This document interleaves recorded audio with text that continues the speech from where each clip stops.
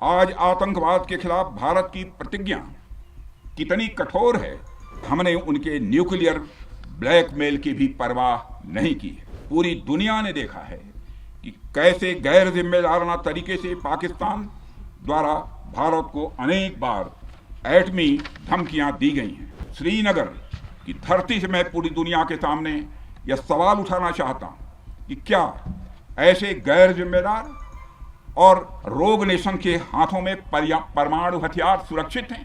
पाकिस्तान के एटमी हथियारों को IAEA international atomic energy agency की निगरानी में लिया जाना चाहिए। यह ऑपरेशन उस एक एक जवान की आंखों में देखा गया सपना था कि हर आतंकी ठिकाना, चाहे वह घाटियों में छुपा हो या बंकरों में दबा हो, हम वहां पहुंचेंगे और दुश्मन की छाती चीर कर हम उन आतंकी ठिकानों को खत्म करके ही हम वापस लौटेंगे। साथियों, आज आतंकवाद के खिलाफ भारत की प्रतिज्ञा कितनी कठोर है, इसका पता इसी बात से चलता है कि हमने उनके न्यूक्लियर ब्लैकमेल की भी परवाह नहीं की है।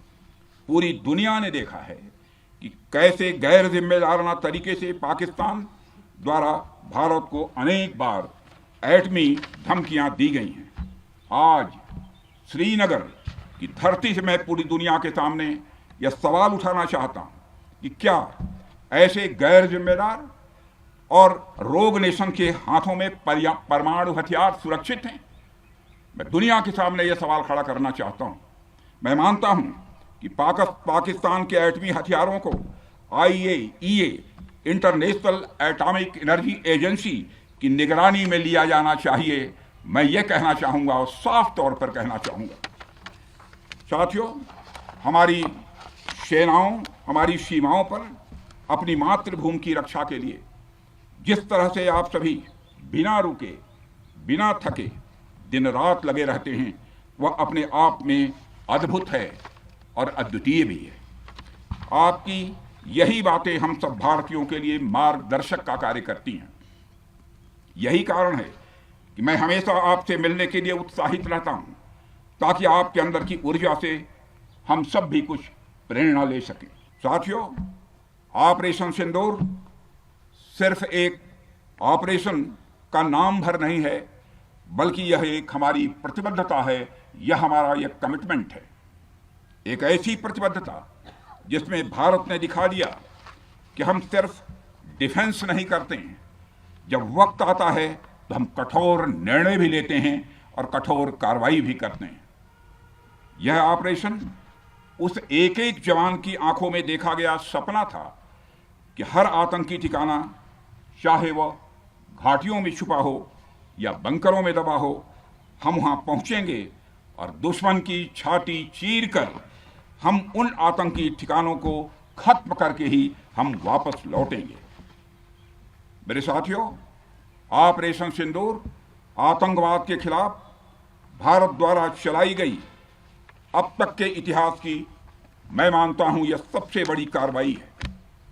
35-40 वर्षों से भारत सरहद पार से चलाए जा रही आतंकवाद का सामना कर रहा है। आज भारत ने पूरी दुनिया को यह साफ कर दिया है, यह स्पष्ट कर दिया है कि आतंकवाद के खिलाफ हम किसी भी हद तक जा सकते हैं। साथियों, आतंकवादियों ने पहलगाम में आतंकवादी घटना को अंजाम देकर भारत के मस्तक पर चोट पहुंचाने की कोशिश की है। भारत की सामाजिक एकता को तोड़ने का भी प्रयास किया गया है। उन्होंने भारत के माथे पर वार किया, हमने उनकी छाती पर वार किया है और छाती पर घाव किया है। पाकिस्तान के जख्मों का इलाज इसी बात में है कि वह भारत विरोधी और आतंकवादी संगठनों को पनाह देना बंद करे और अपनी जमीन का इस्तेमाल भारत के खिलाफ किसी भी सूरत में न होने दे। साथियों, आपको याद होगा कि लगभग 21 साल पहले स्वर्गीय अटल बिहारी वाजपेयी जी के सामने इसी पाकिस्तान ने इस्लामाबाद में डिक्लेरेशन किया था कि अब उनकी धरती से आतंकवाद एक्सपोर्ट नहीं किया जाएगा। मगर पाकिस्तान ने भारत को धोखा दिया है, पाकिस्तान ने भारत को छला है और आज भी वह धोखा दे रहा है। इसका खामियाजा अब उसको भारी कीमत करके भुगतना पड़ा है। और यह कीमत, यदि आतंकवादी वारदातें चलती रही तो लगातार यह बढ़ने ही वाली है।